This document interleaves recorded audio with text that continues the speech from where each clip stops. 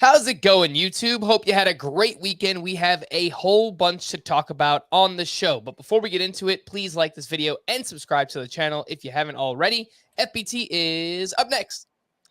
It's pretty rare to see a starting pitcher pick up 25 swinging strikes in one start, yet we had 2 of those happen this weekend. Let's get into it. Welcome into Fantasy Baseball today on Monday, August 22nd. I am Frank Stampfl, joined by Scott White. Today on the show, we did have some massive pitching performances, the return of Dustin May, waiver wire decisions, starter sit, and much more. But Scott, I have a random question to start the show, and I know you love these. Oh, goody. Yeah, what is it? Do you like driving? No, I wouldn't say I like driving. I used to actively dislike driving. Like, I'd dread it, and I'd always try to push it off on other people if, I was going somewhere with somebody else. And I've grown beyond that. Eventually I feel like you get to a level of comfort with driving where you feel safer being the one in control than being the passenger. Like, it's harder to be the passenger, on a stressful driving trip than it is to be the driver. And I think I've arrived at that place in the last few years or so. So I prefer to drive if somebody is to drive normally, but I wouldn't say I like driving. I would say that we are probably on the same page here. And for those watching, I'm going to be completely honest. I'm really tired right now, Scott. I drove 6 hours this weekend. I went upstate. Brother-in-law has some property up there, so nice to get away from the city a little bit. But this was like far and away the furthest drive that I have ever done. It was like 3.5 hours each way, like one day after the next. So it's a lot, man. And I am tired. We are going to make the most out of the show. But I just wanted to say, driving long distances, not for me. Don't really like it. Yeah. Anyway, let's talk about some action from this weekend. Oh my goodness gracious. All right, Scott, you have a great player to talk about, but I think we have to start with Patrick Sandoval, who probably is the Olive Garden breadstick of the weekend. Just an absolute massive pitching performances. Maybe you take it with a grain of salt a little bit because he's going up against the Detroit Tigers, but he does go the complete game shutout. 4 hits, 0 walks, 9 strikeouts for Patrick Sandoval. 26 swinging strikes on 97 pitches in this one. 12 of those on the slider, 5 on the changeup, 5 on the fastball, 3 on the sinker. He was just absolutely dominant. Didn't walk anyone, which is great to see for Patrick Sandoval. The ERA this year is actually very good, 3.14. You can't complain about that. The whip is just an absolute killer when it comes to Patrick Sandoval, 1.40 on the season. He is 63% rostered. He's at Tampa Bay this week, Scott, which is an okay matchup. How much does a start like this push the needle for you when it comes to Patrick Sandoval? Do you think he is the must-add pitcher from the weekend? I don't know about that. I mean, obviously it was a very impressive start. That whiff total is kind of what we were expecting from him all season, but it's only happening in late August, and it was against the Tigers is the thing. And we've seen that, especially recently, a lot of pitchers with these fake out performances against the Tigers, specifically when it comes to whiffs. Michael Kopech comes to mind. A crazy whiff total isolated event. He was back to being the guy he's been all year in the very next start. But I know there have been a few others too. And, the pitch selection for Sandoval was pretty normal. It's not like he changed things around. He has just individually, the slider and changeup especially have great whiff rates. So you would think, okay, maybe he started leaning on those more, but not so much really. I think it was just he was facing the Tigers and they did Tiger things against him. Mm-hmm. And yeah, look, the biggest issue for Sandoval this year, you're right. I like the slider and the changeup are both awesome pitches for him, but he struggles with control so much. Even after this start going a complete game without any walks, he is still averaging over 4 walks per 9 on the season, which is just, again, it really, really hurts the whip. It doesn't allow him to typically go deep into starts. This is Patrick Sandoval. So I do really, really like what we saw this weekend, Scott, but I am in agreement with you. He's 63% rostered. I would look to add him. I don't know that he is a must add. I like the matchup this week, but how does he compare to some other names in shallower leagues that pitched well this weekend? Jesus Luzardo, I was shocked to see just 77% rostered, could be out there in some 10-team leagues, maybe some shallower head-to-head formats, but he had a great start at the Dodgers this weekend. 6 1/3, 1 run, 7 strikeouts with 17 swinging strikes. He is at the Oakland A's this week. Great matchup, revenge game. I think Luzardo will be awesome. Michael Wacha, another solid start at the Orioles. 5 2/3 shutout with 4 strikeouts. Johnny Cueto 1 out away from a complete game. He now has gone 8+ innings in 3 of his last 4 outings. The ERA down to 2.58 for Johnny Cueto. And then Marcus Stroman, a big bounce back against the Brewers. 7 2/3, 2 runs allowed, 5 strikeouts in that one. He is 70% rostered. So all 4 of these names, Scott, along with Sandoval, are at least 63% rostered or higher. How does Sandoval compare to this group of 4? Yeah, he's tough to place. And I should clarify, like, another one of those pitchers who had a big uncharacteristic swinging strike performance against the Tigers was Aaron Savale recently. And my take on Savale that day was pretty optimistic. Between the two, I'd rather have Sandoval. Sometimes I feel like this gets kind of lost. Maybe I think it's presumed and should do a better job of contextualizing it. I don't know. But, generally speaking, the take I give on a player's performance is relative to our expectations for that player. So, our expectations are much lower for Savale.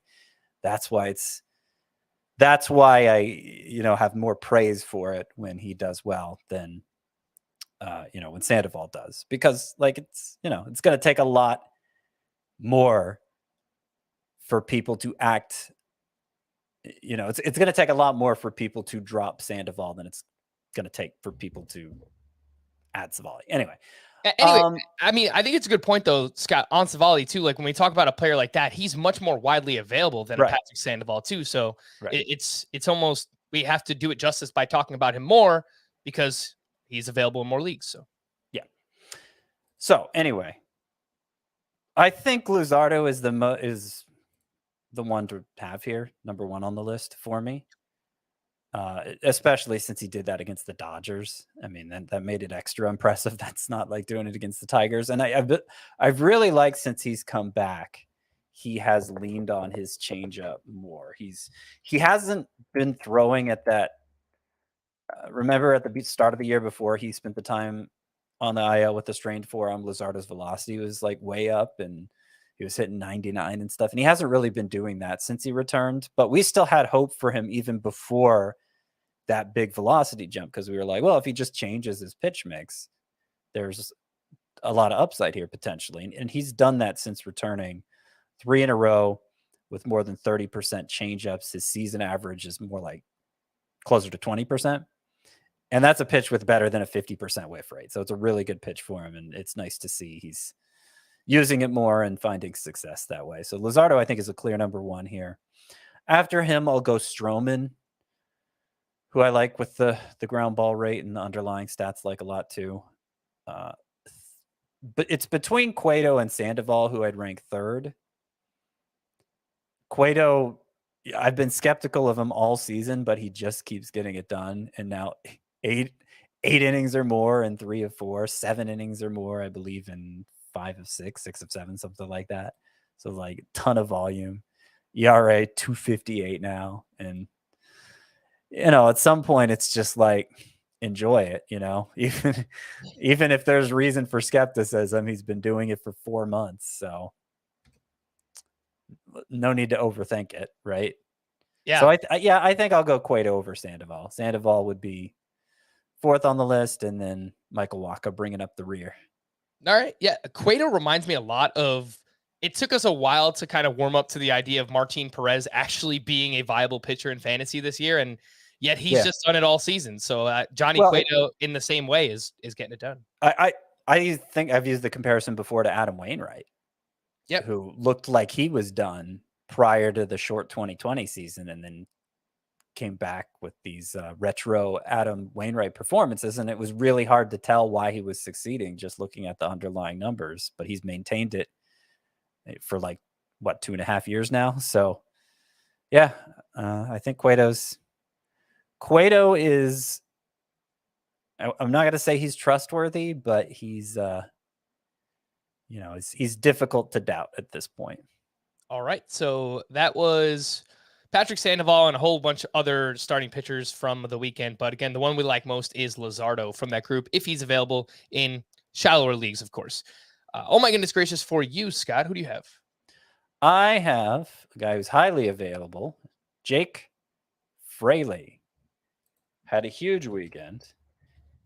And really, he's been great ever since returning from the IL. So this, he homered in back-to-back games over the weekend, both at Pittsburgh, by the way. So not in that small park in Cincinnati, which was part of the reason we liked him at the start of the season. He was going to a very homer-friendly park, and just his home-away splits before then, coming over from Seattle, it looked like that would be a good scenario for him.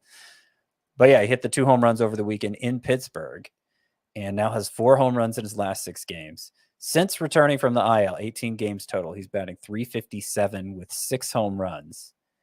And I was definitely curious about him again coming back. He had a couple decent games early on, was in the leadoff spot a couple times.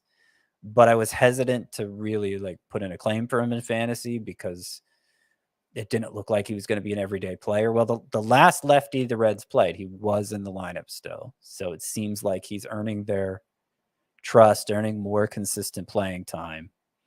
On Sunday, he reached base all 5 times he was up, 3 walks, I think a single and then the home run.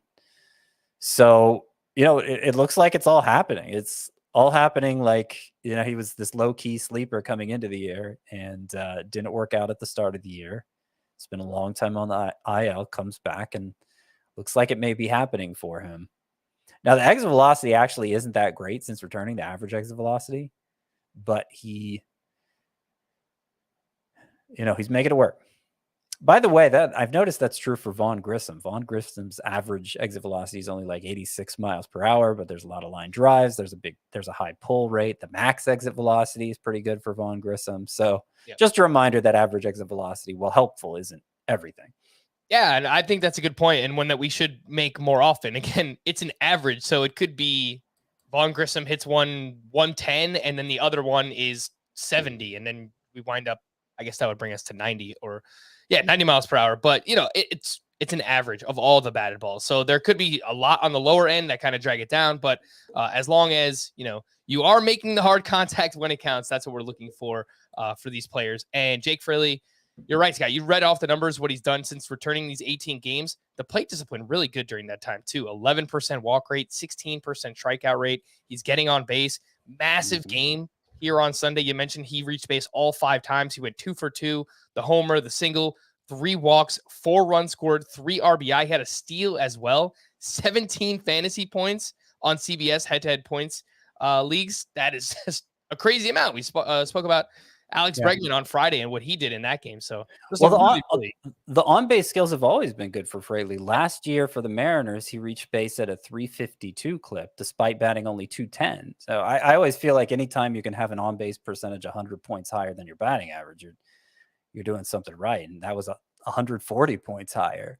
Mm-hmm. So, that is part of his game. What he hasn't done since returning from the IL is steal a base. He stole one on Sunday. Okay, so he got his first one finally. Yeah, a sock and a shoe. It was just a massive game. So so he had 10. He had 10 in 78 games for the Mariners last year. So if he starts contributing that, I mean, it's like I feel like you should pick him up in all roto leagues anyway with the 5 outfield spots. But there's some steals potential there that he hasn't even flashed yet. Okay, yeah, that was my next question. So I saw him floating around in a few 15-team roto leagues, 5 outfielders. Of course, you're adding Jake Fraley there, but you think even in 12-team roto leagues, he should be added? Yeah, 5 outfielder leagues of any kind, I feel like Fraley is worth rostering, and I even put in a claim for him in at least 1 3 outfielder league I'm in. Okay, how about Jake Fraley versus Lars Nootbaar, who is also very hot right now? He went 3 for 3 with 2 walks and 3 runs scored on Saturday. And then On Sunday, he went 1 for 3, hit his 7th home run of the season. I do know that he is your 6th favorite sleeper hitter this week, Scott. Who would you rather have, Nootbaar or Jake Fraley? I would rather have Nootbaar, actually. So in his past 32 games, Nootbaar's batting .322 with 5 home runs, 23 walks versus 18 strikeouts. So Nootbaar, like if I needed an outfielder in a 3 outfielder points league with that walk to strikeout ratio, I might put in a claim for him. I could see in a roto league still prioritizing Fraley because of that potential for stolen bases, but if that wasn't an especially high priority for me, I think I'd prefer Nootbaar. He's been doing this for a solid month now, longer even. Yeah, I like both quite a bit, but I will go with Nootbaar as well. Better lineup context, obviously, with the Cardinals. And for Nootbaar, he has been leading off against right-handed pitching. He's playing every day now. So, earlier on, he wasn't playing against lefties. He is playing against lefties now. He bats 9th in the lineup against them. And then, of course, he leads off against right-handed pitching. So that is Lars Nootbaar. He's 24% roster. He's got 8 games this week. And we do like him over Jake Fraley, but we do like both. I did want to mention just an honorable mention here. Oh, my goodness gracious. Triston McKenzie. I mentioned that there was 2 starting pitchers with 25-plus swinging strikes this weekend. Patrick Sandoval was one of them. Triston McKenzie had a career-high 14 strikeouts against the White Sox. He went 7 innings, 2 runs. Those 14 strikeouts to 0 walks, 25 swinging strikes. 12 of those came on the curveball, 8 on the fastball, 5 on the slider. Everything was working in this one. And Scott, we've said it time and time before. When it comes to McKenzie, much like a Josiah Gray, they don't really have great fastballs. I think they need to throw that pitch just to keep opposing batters honest. But when they do throw their slider and curve more, they can be amazing. And that's exactly what we saw from Triston McKenzie in the start. Yeah, we did. I was going to point out the same thing. Fewer fastballs, more of both the breaking balls. And that should be a formula for success for him, just looking at the data. For the year, he's throwing his fastball 57% of the time. That is a high percentage of fastballs for somebody who has a couple of good off-speed pitches like that. So hopefully this start will inspire him to continue with that approach. I mean, that being said, he's been great regardless. Past 9 starts now for Triston McKenzie, a 1.91 ERA, a 0.85 whip, 9.5 strikeouts per 9 innings. I think the breakout season is happening. Yeah. Kind of late to say it now, but he's faked us out a couple times in the past, and I don't think he is this time. I either wrote him up as a sleeper or a breakout 1.0. The first iteration we do of those, I think, is like late January, early February. So it's technically really early on in the draft process, but I do this all the time, Scott, where I write up a player and then I just don't draft them myself. I have no Triston McKenzie. I don't know how it happened. Yeah. I really liked him, and I just didn't get him. So shout out to anyone who did get him. He's been awesome. And I pointed out all the time, his whip, he is one of the best whip contributors since he's come into the league. He gives up so many fly balls that he has a low BABIP, a low batting average against, not as many hits, and ultimately it leads to a really, really good whip for Triston McKenzie. I hate when that happens too. I think it was going into last year. Remember how high I was on Matt Olson? And I didn't end up with him anywhere. And he had the best season of his career. So that was frustrating. Do you ever have this moment too in drafts where like a player who is your guy and like has always been your guy, and he's not like a buzzy industry guy, right? He is your guy. Mm-hmm. And then you see somebody else draft him and you're like, you don't deserve him. There's no way you appreciate him as much as I do. Yes. Of course, I know the feeling. It happened a lot this year. Even with like Shane McClanahan and Sandy. I wound up with them in a few spots, but not nearly as much as I wanted. So I think it's just something we got to do better on moving forward next year. A couple other waiver wire pitchers I wanted to mention. I have a group of 3 here that's rostered between 22 and 51%. So widely available. Justin Steele now has 9+ strikeouts in 3 of his last 4 outings. He was up against the Brewers, 6 shutout with 9 strikeouts to just 1 walk. He's 51% rostered. He's at the Brewers again this week. David Peterson made his return to the Mets rotation on Saturday. He was at the Phillies, did not have a good start in this one. 3 earned runs over 4 2/3. However, did have 6 strikeouts, and I noticed his velocity was up quite a bit for David Peterson in this start. The problem, he was optioned back to AAA. He should be back later this week. They haven't confirmed that. Technically, they can go with a 4-man rotation because the Mets have a day off on Wednesday, so it's just kind of a weird scheduled week for them. So I don't know if David Peterson will make a start this week. And then Matt Manning now has 2 7-inning quality starts since returning in August. I think he has 4 starts total. He went 7 innings, 1 run, 6 strikeouts up against the Angels. His velocity was up in the start as well. So, Scott, how are you ranking these 3? Justin Steele, David Peterson, Matt Manning. Matt Manning's a distant third. Okay. I don't have much interest in adding him. Other 2, it's a close call. I mean, David Peterson was on such a nice run before he lost his rotation spot to Jacob deGrom. What he was doing to go on that nice run was throwing his best pitch more. He was throwing it around 40% of the time, that pitch being the slider, for those last few starts before deGrom bumped him. And in this return start, which didn't go so well, he threw his slider only 26% at the time. So he kind of got away to what he was having success with. And hopefully that's not, it's not a trend. Obviously, it's just one start. Hopefully it doesn't become a trend, because I think Peterson needs to lean heavily on that slider to have success. So I'm going to put him number 1 for now in the hope he gets back to that. I do think the rotation spot is his, and Carlos Carrasco's timeline is he should theoretically be back before the season's over, but not by much. So Peterson could have a job more or less for the rest of the season. So I will go with him over Steele, but it's a close call. I mean, Steele obviously has been good lately. This 9 strikeout performance on Sunday gives him 3 of 4 with 9 strikeouts or more. Which is kind of surprising. And, past 9 starts, a 1.47 ERA, 1.2 whip. That's, that's some cause for skepticism there. A lot of free passes, but 1.47 ERA and 10.8 K per 9. That's over his last 9 starts. So Steele and Peterson are close. I think they should probably just both be rostered, Yeah. And then Matt Manning, look, I don't think Matt Manning is on the same level of these 2, but I am encouraged by what we've seen from him recently, because, of course, he was a big-time prospect in the Tigers organization, and just even before getting called up last year, his numbers just cratered even at AAA, and it looked like he was shaping up to be a total bust.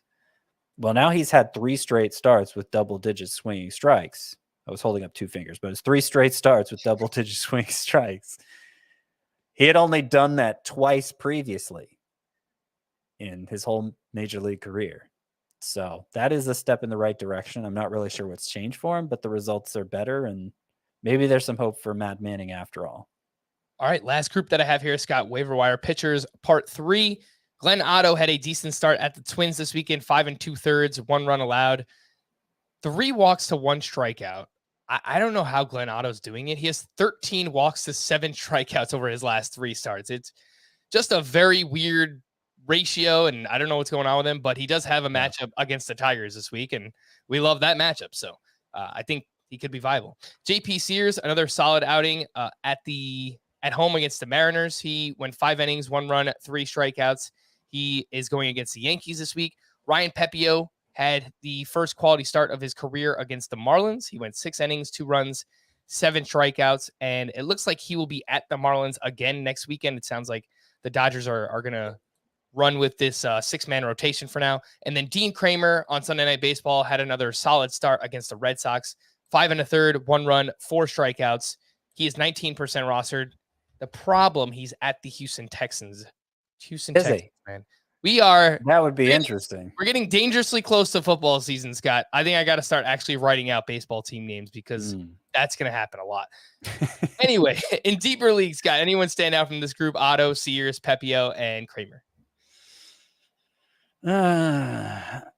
I mean, I think they're all streamable with the right matchups. Otto, I feel the worst about because of that terrible strikeout to walk ratio you pointed out. I guess call the general instead, not Glenn Otto, for your car insurance needs. And Pepio might only get this one.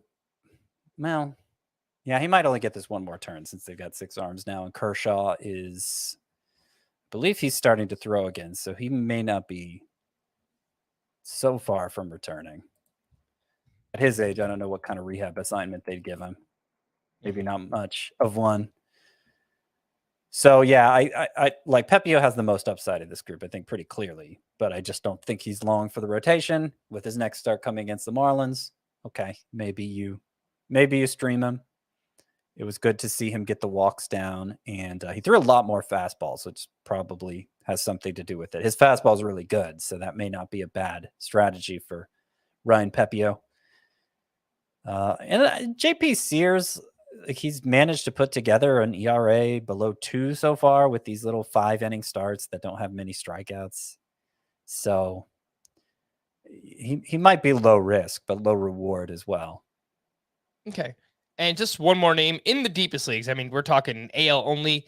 Kohei Arihara is someone who signed with the Rangers last year, and there was some hype around him. He was very bad in the minors this season. He did have a good start on, I think it was Sunday at the Twins, 6 shutout with 3 strikeouts. He's also going up against the Tigers this week. So in the deepest of leagues, AL only, he is a name that you could look at. Kohei Arihara.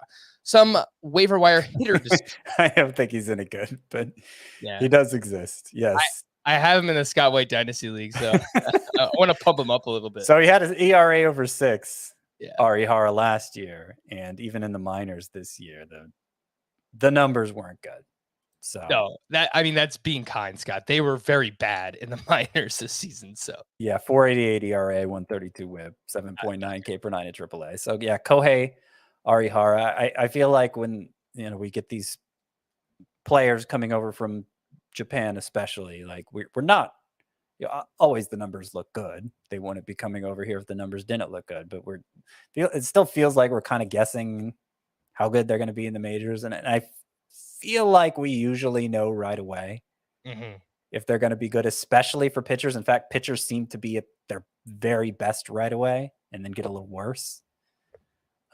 We're talking by the nature of the thing, we're talking a small sample, but that is what I've observed with that small sample. So I think we can write off Arihara as being a potential fantasy asset at any point. All right, let's get into some waiver wire hitter decisions. And Scott, there might just be third basemen listening to this podcast, because whenever you talk someone down, it seems like they come roaring back, because Alex Bregman has been awesome recently. Alec Boehm, I know we spoke about him last week. You pointed out how he hadn't been very good in August. In fact, he's been quite bad.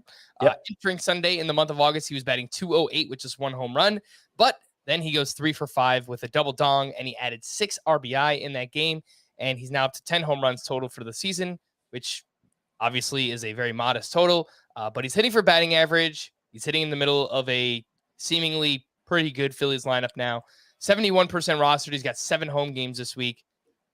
Who would you rather have, Alec Boehm or Brett Beatty, if you had to choose one? I'd rather have Beatty. I know he's off to, kind of a rough start after that home run in his first at bat. It's such a small sample that it could turn around with one big game, But I like what I've seen. He's hitting the ball hard, especially when you look at max exit velocity and hitting lefties well. I have him as one of my 10 sleeper hitters for this upcoming week. So I think Brett Beatty is still my choice there. Boehm, at his best, he's given you good average, but not much else. The 2-homer game brings him to 10 for the year. Obviously not a great total for a corner infielder. So I think he's pretty fringy still. All right. Fair enough. That is Alec Boehm. We did get a question on Twitter today about Mark Canha, who went 3 for 5 with a double dong on Sunday. He added 5 RBI, and he is 40% rostered. The problem is he's not playing every day. It looks like he sits every third game right now, and obviously that affects his value. Where does he stack up against like Nootbaar and Jake Fraley? This is Mark Hanna we're talking about. Oh, not on the same level. I thought about him as a sleeper hitter for this week, and I thought about reinserting him with the Sunday update after he had that 2-homer game, but he sits like every third game for the Mets. You know, it's just not consistent enough playing time, even if you wanted to buy into the production, which overall has been pretty marginal anyway. All right, let's take a look at Shea Langoliers, who is off to a nice start here so far with the Oakland A's. He is their catcher prospect that they received in the Matt Olson trade. He's been playing a little bit of catcher, DHing for the team, and he went 3 for 4 on Sunday. He finished a home run short of the cycle, and early on, he's batting .316 with a .1037 OPS. He's batting .316 with a .300 on-base percentage, so that's always interesting to see. He does not have a single walk, and he has 9 strikeouts so far in his first 5 games. But he's hitting the ball well, Scott. What do you think about Shea Langoliers, versus some of these other, top 15, 16-ish catchers like Keibert Ruiz or a Christian Vasquez? Would you rather shoot for the upside with Langoliers? Yeah, I was surprised how high I ended up putting him in my rankings when I got around to updating them. Well, maybe I dragged him back down a bit. But yeah, I think I would. I mean, especially Christian Vasquez, it's been frustrating. He's had a rebound season, but then he got traded to the Astros, and Dusty Baker's treating him like a backup catcher. I don't know. I thought he was going to replace Martin Maldonado, but apparently not. So that makes Langoliers pretty easy to move him, to move Langoliers behind, or to move Vasquez behind. But that is more where I'm ranking Langoliers is more the nature of the position than how I feel about Langoliers. You mentioned a lot of strikeouts. And, this kind of goes to what I was just saying about Brett Beatty. At this small of a sample, one game will definitely change the complexion of the stat line. And that happened here with Langoliers on Sunday. Entered the game batting .200, on base percentage of 188, and then he goes 3 for 4. And it was a good game, but I don't know. Catcher's a bad position. You see some upside there. If you're unhappy with your current situation, okay, go ahead, grab Langoliers, see how it goes. But I think it's going to be a bumpy ride. Do you have any interest in these deep league outfielders, Scott? A gentleman named Alex Call was promoted by the Nats this weekend. He picked up a home run and a steal. He's a 27-year-old outfielder, 3rd-round pick way back in 2016, but he was enjoying a pretty good minor league season, .292 batting average, 13 homers, 9 steals, a .944 OPS. Ben Gamel had 6 hits and a steal this weekend for the Pittsburgh Pirates, and he's having a good August. He's hitting .313 in the month, 1 homer, 1 steal, 15 RBI. And then Harold Ramirez for the Tampa Bay Rays had 7 hits this weekend. He's now batting .337 on the season. And Scott, I know you do have the Rays as your second best hitter matchups this week. What do you think about these 3? Ramirez, Ben Gamel, and Alex Call. Yeah, Ramirez was pretty hot before he got hurt, if I remember. The fact he doesn't hit for much power, it limits his upside clearly, but he might be worth using in a week with good matchups like this. And he's swinging a hot bat, obviously. I think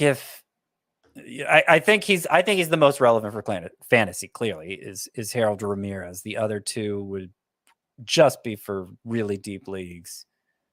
But Alex Call is the more interesting between him and Ben Gamel. Kind of reminds me of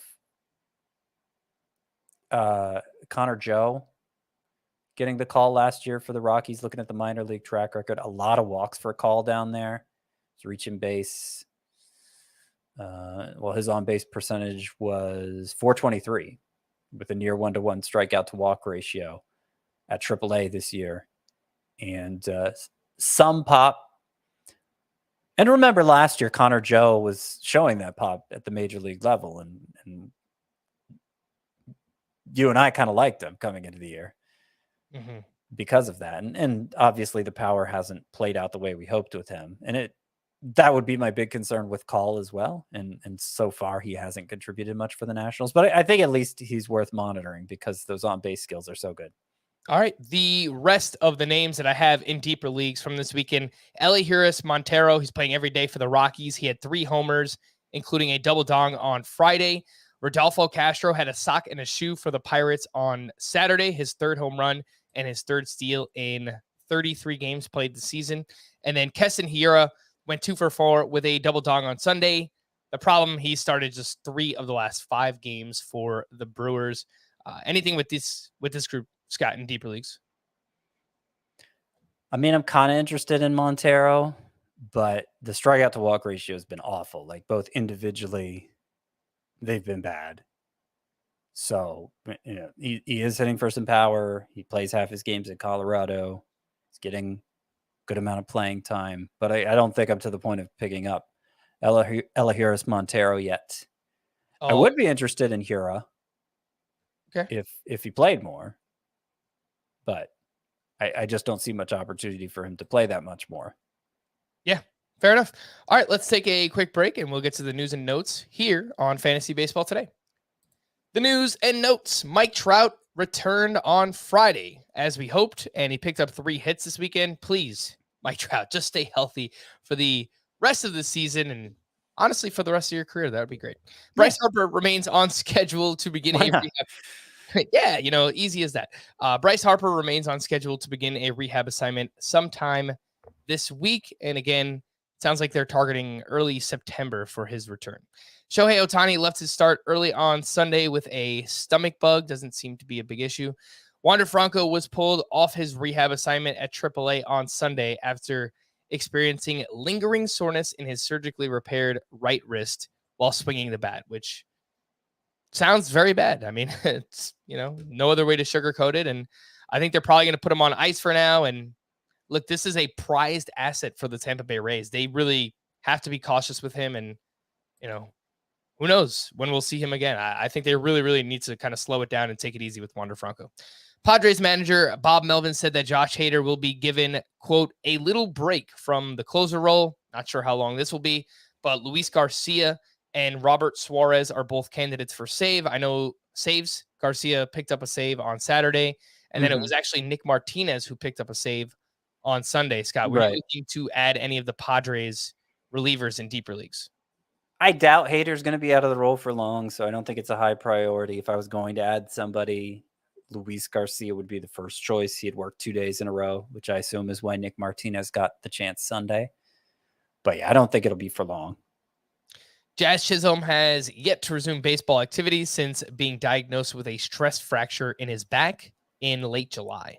Giancarlo Stanton started a rehab assignment on Saturday and is targeting a Thursday return this upcoming week.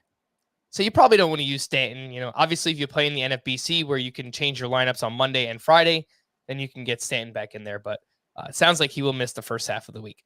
Nathan Eovaldi will not make his next start on Tuesday due to soreness in his neck and shoulder. Definitely explains the lower velocity that we've seen from him recently. Luis Severino tossed a 25-pitch bullpen session on Saturday, and he is not eligible to return from the IL until September 12th. The Yankees kind of unexpectedly moved Severino to the 60-day IL back in mid-July, so that's why we need to wait until September now until Severino can return. Clayton Kershaw threw a bullpen session on Friday, could begin facing live batters this week. Taijuan Walker did not make his scheduled start on Sunday, but could start on Tuesday against the Yankees. Ramon Laureano, who went on the IL with an oblique injury recently, took 15 swings in the batting cage Saturday. So maybe this is a shorter stay than we were expecting, but obliques are pretty tricky injuries. Eduardo Escobar, speaking of which, his oblique injury is doing really well, and he is on track to return on Friday. Scott, what do you think happens here with Brett Beatty if Escobar does make his return? Well, it probably depends somewhat on Beatty's performance between now and then. Escobar wasn't hitting righties well all year, so they had gotten to a point where they were just using him against lefties and starting Guillorme against righties. So I think more likely than not, Beatty's going to stick around. But if he's just terrible between now and then, maybe not. Scott, have you ever watched the show What We Do in the Shadows? I have not. Do you like vampires? I don't know how to answer that. I have no objection to watching something about vampires. So it's a sitcom that's kind of filmed in the style of The Office about vampires that live in Staten Island. Okay. And they have a character on the show called Guillermo. And when you said Guillermo, it made me think of him. So I know new episodes came out recently. If you're interested, Scott, if you're looking for a new sitcom to watch, I highly recommend What We Do in the Shadows. The Orioles called up prospect outfielder Kyle Stowers on Friday, and he has started 2 out of 3 games this weekend. And in the minors, he was hitting .264 with 19 homers and .884 OPS. And he is just 3% rostered, Scott. Any interest in Kyle Stowers in deeper 5 outfielder leagues? Deeper ones. Yeah, it seems like he's going to play a lot and he has some power. Overall, I'm pessimistic how it's going to play for him. He was striking out a lot even in the minors. But, in those 15-team 5 outfielder leagues, sometimes you just got to take a shot. Sure. Yeah. Especially, and a lot of those leagues got to have like no fab left. So I put in minimal bids for Kyle Stowers, and we'll see where it goes. We're getting outbid on like Stone Garrett this weekend. Oh man, in those leagues. Don't remind me, man. I didn't get any Stone Garrett. It's pretty sad. But it's pretty sad that you're that sad about not getting any Stone Garrett. I mean, but that's the kind of landscape we're working with in those 15-team 5 outfielder leagues. Don't besmirch the name of Stone Garrett, Scott. Come on. I would never. Players who went to the IL this weekend: Sir Anthony Dominguez with right triceps tendonitis, and manager Rob Thompson said the Phillies will use multiple relievers to close out games. And then David Robertson goes out and gets a 2-inning save on Saturday. However, he did wind up with the blown save and loss on Sunday, Scott. So were you looking to add any Brad Hand or Connor Brogdon in deeper category leagues? There were other relievers I was prioritizing over them, like Peter Fairbanks. But early on, we were seeing Brad Hand split saves with Sir Anthony Dominguez. So if you are going to target, obviously in those deeper leagues, I imagine Robertson himself has already picked up. I do think he's going to get the bulk of the save chances with Dominguez out. But assuming it's a deeper league where Robertson's gone already, then Brad Hand, I think, would be the other one to target. Other players who went to the IL this weekend: Tyler Mahle with shoulder inflammation, Yasmani Grandal with a left knee sprain. Just a brutal year in general for Yasmani Grandal. Braxton Garrett with a right oblique strain, Keegan Thompson with lower back tightness, Yadiel Hernandez with a left calf strain, and Garrett Cooper went to the 7-day concussion IL. It sounds like, by the way, Braxton Garrett is done for the year with that oblique strain, which, that's the time of year it is. Any injury, it's very likely a season ender. But I think in his case, the Marlins have basically said as much. So you don't have to devote an IL spot to Garrett, as good as he had been recently. Starter sit these banged up players, Scott. Jose Altuve was out on Sunday with a sore shoulder. What do you think about starting him this week? I would think yes on that, unless we hear something more, more definitive before lineups lock. Okay. George Springer returned on Thursday. He went 5 for 5 against the Yankees, and then he missed 3 straight with a sore knee. What do you think about him? Yeah, he's been frustrating. 3 outfielder leagues, probably lean towards sitting. Last one here, I have Patrick Wisdom. He's day-to-day with a strained left ring finger. It's probably just more so for deeper leagues. What do you think about Wisdom? Yeah, I mean, if you have third base alternatives, he's borderline start to begin with. So I think you could lean against using him. All right, let's get into the return of Dustin May. And to a lesser degree, Eduardo Rodriguez after that. But Dustin May did make a strong debut against the Marlins on Saturday. He went 5 shutout. He allowed 1 hit, 2 walks, 9 strikeouts. I think I asked you guys to predict how many strikeouts Dustin May would get. And I think you said 9, Scott. I said 5 innings, 9 strikeouts. Yep. Look at this guy. Nailed it. Nostradamus. Nailed it. Yeah. 13 swinging strikes on 71 pitches for Dustin May in this one. And velocity, I think it was down a little bit. Nothing concerning, obviously, Scott. I mean, he did throw his curveball a little bit more in this start compared to last year. And the curve is an awesome pitch. So Dustin May. He's got a lot of awesome pitches. Sure does. He's 86% rostered. He's only 41% started, though. And he's at the Marlins again this week. I think we fire him up. Yeah, I think so, too. Interestingly, he was having starts like this toward the end of his rehab assignment. Obviously, the earlier starts were shorter. But he didn't have anywhere he allowed just 1 hit in 5 innings. So arguably, he was even more dominant against the Marlins than AAA lineups, which I don't know what that says about the Marlins. But yeah, across 6 rehab starts, Dustin May had a 1.71 ERA, 0.95 WHIP, and 15.4 strikeouts per 9 innings. So clearly looks healthy, and next start being against the Marlins, I think you take advantage. Damn. All right.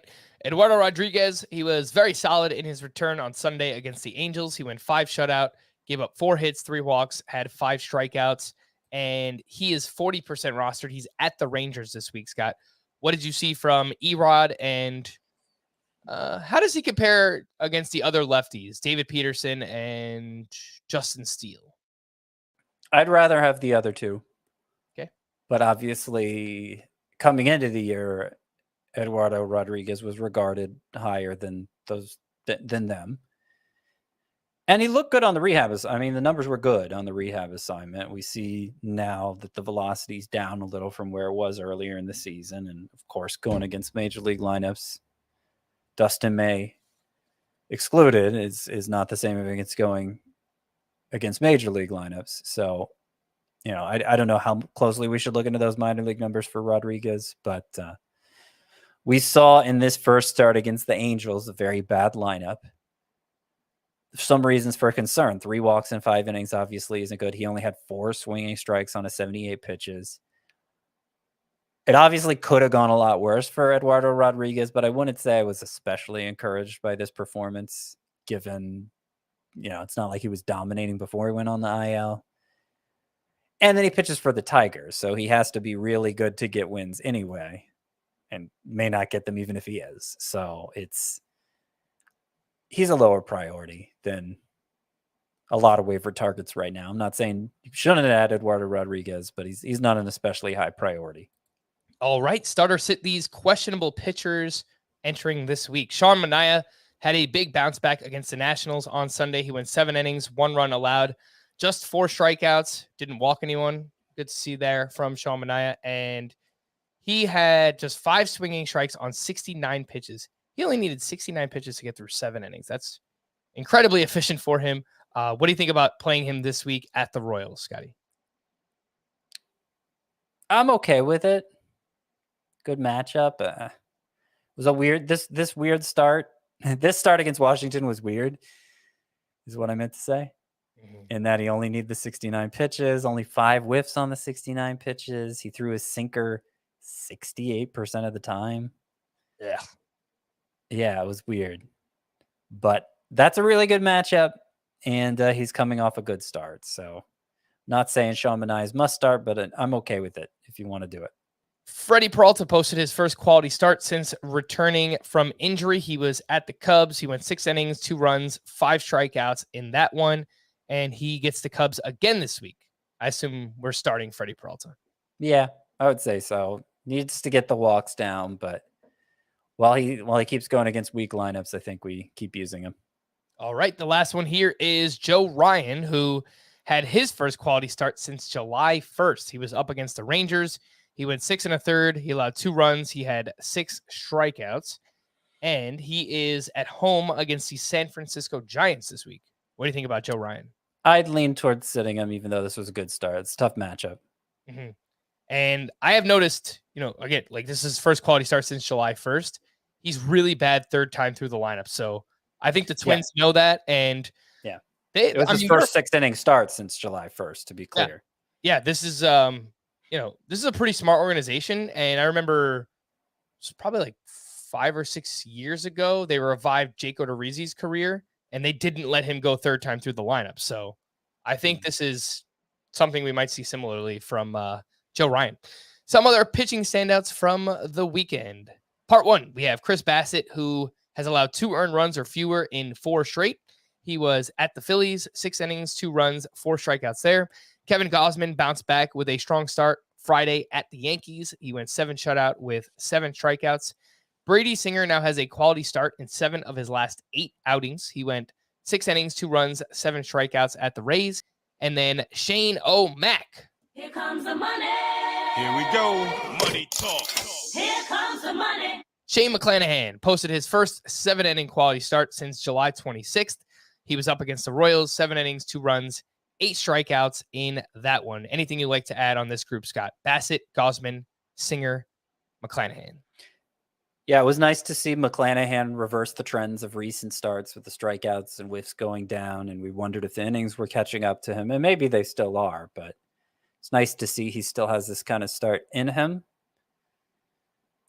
And I think that's my biggest takeaway for these 4. Brady Singer's looking pretty good.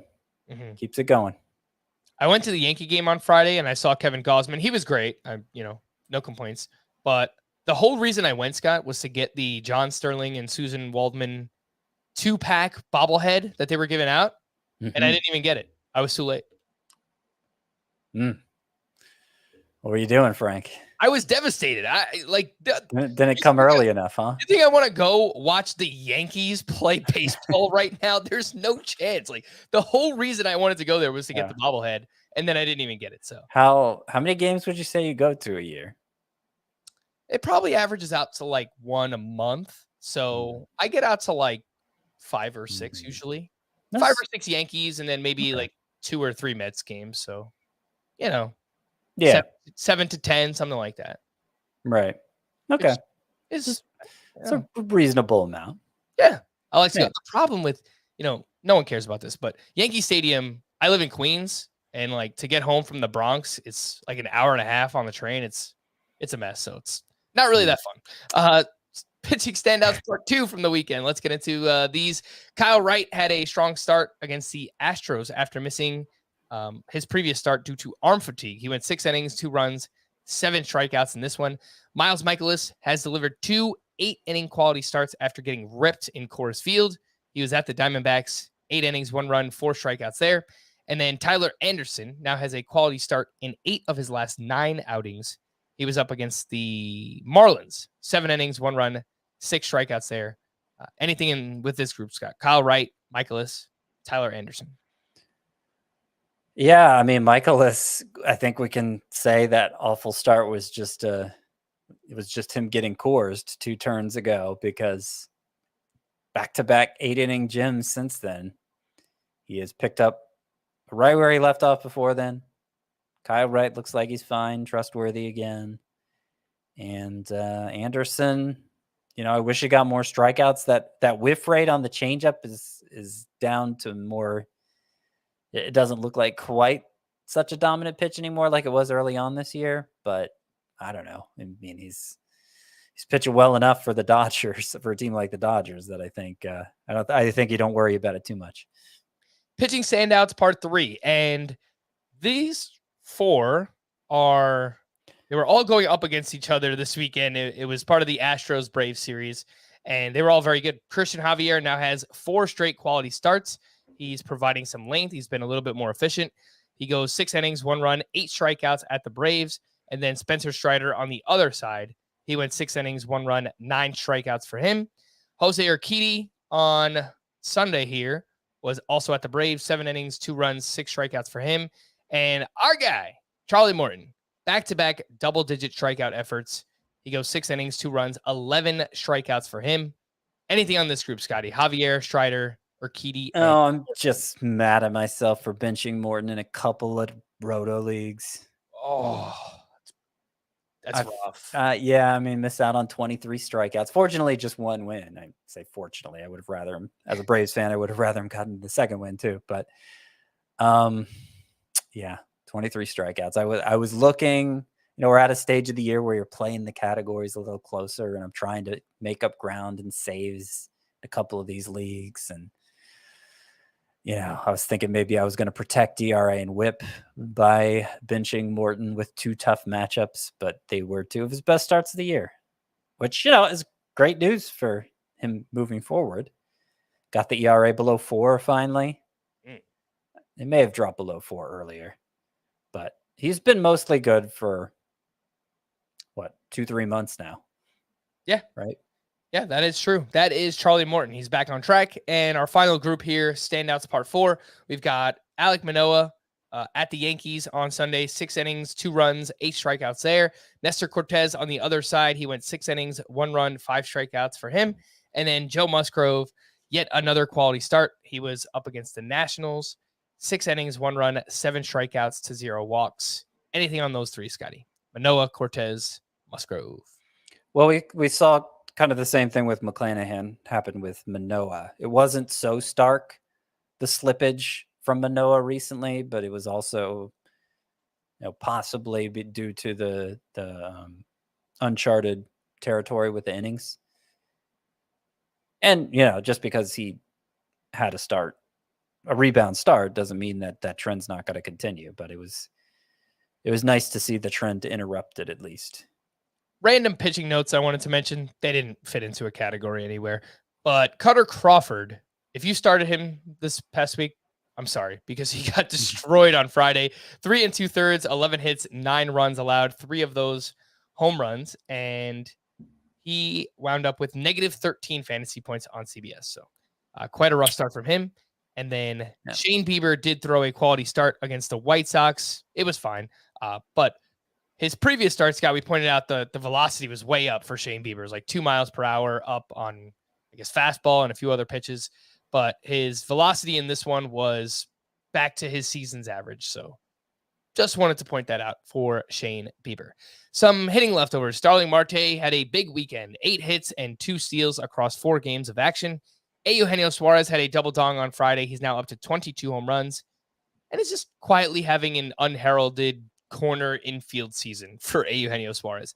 Paul Goldschmidt had 7 more hits, including 2 homers this weekend. He is now up to 31 home runs and 100 RBI total for the season. Vaughn Grissom, 2 more multi-hit games this weekend, including his 3rd home run on Saturday. He is all the way up to 81% rostered, and rightfully so.